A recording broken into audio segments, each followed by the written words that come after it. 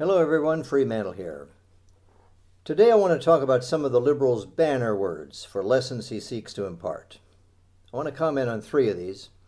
In order: environmentalism, sustainability, and service learning.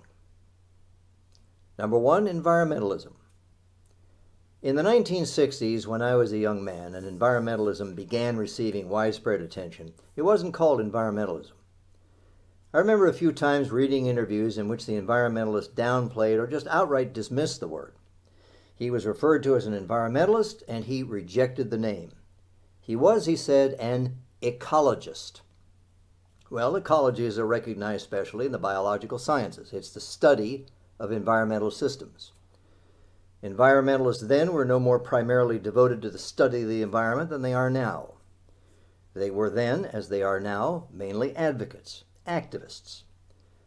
Why'd they want to use the name out of the sciences when they were just getting started?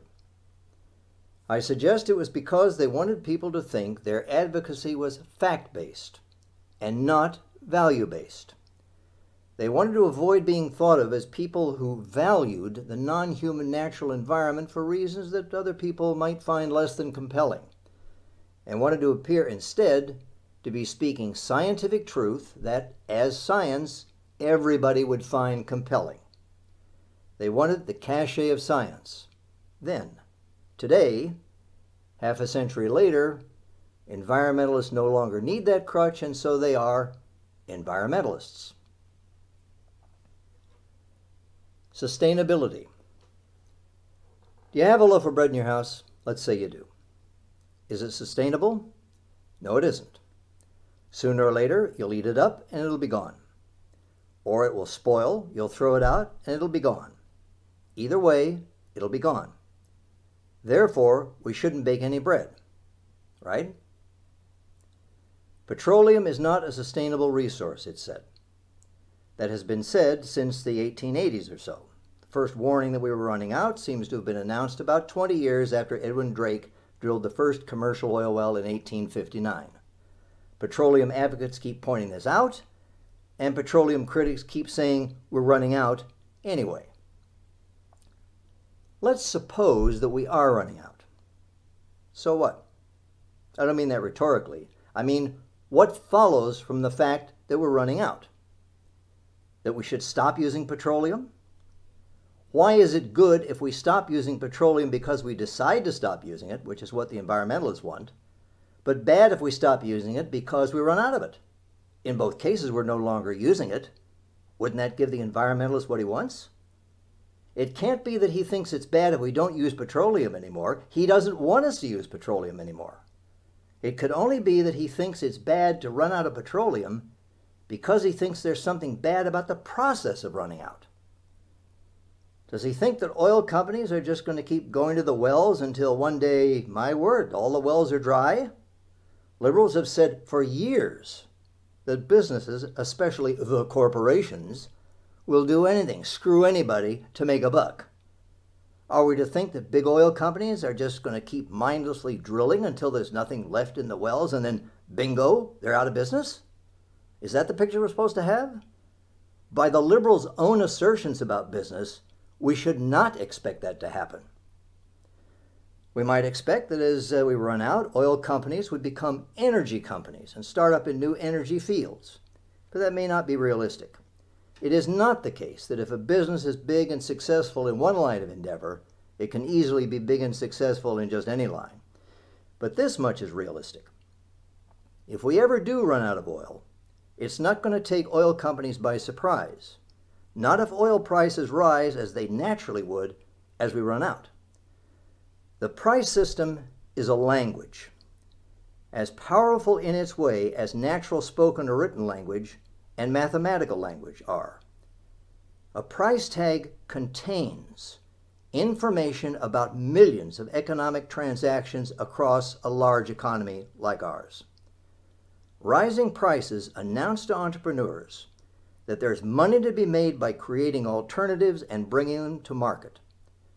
That's the message that would be sent loudly and clearly across the economy as we run out of oil, supposing we do. I should add this. Prices have to move up and down naturally, not politically, in order for them to work this way. Once the government begins controlling prices, and they stop corresponding to what people are actually doing in the economy, well, then the idea of economies crashing and burning if we run out of oil wouldn't be quite so far-fetched. Finally, the liberal term service learning.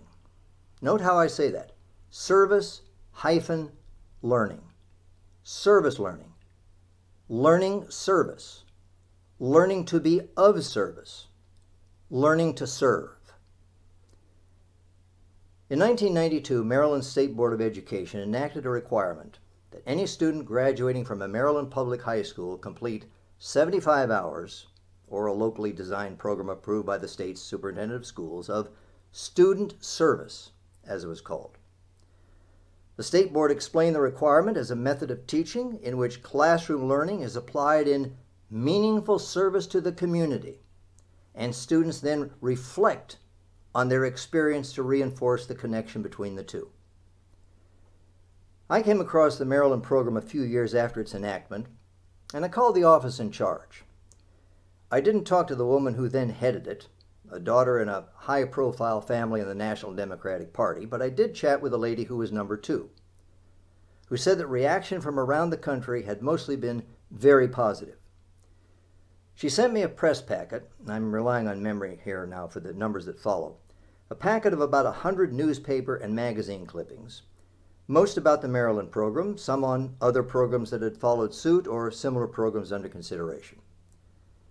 About 200 schools and school districts around the nation had set up service learning programs. About 2/3 of the clippings quoted or expressed approval of service learning in no uncertain terms. About 20% endorsed in qualified terms. The idea was great, people in the 20% said, but you can't teach morality that way.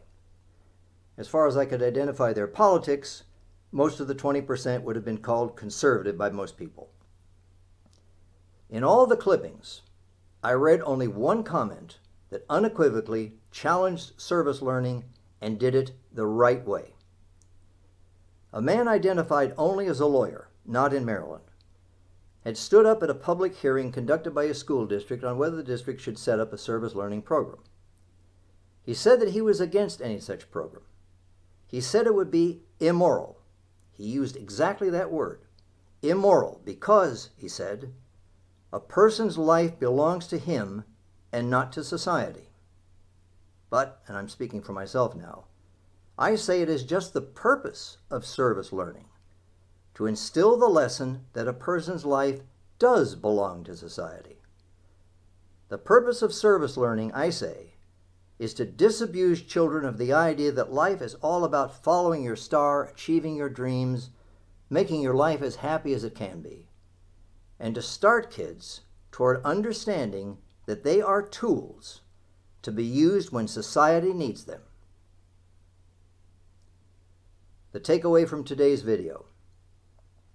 At one time or another, the liberal has carried the banner of impartial scientific expert, calling himself an ecologist instead of an environmentalist, a prudent, sensible steward, that's in his talk of sustainability, and teacher of morality, of being a tool for others, for society, in his service learning programs. The lessons he imparts under those banners are woefully wrong-headed, but in that respect they have to be the subjects of other videos. For today, thank you for listening.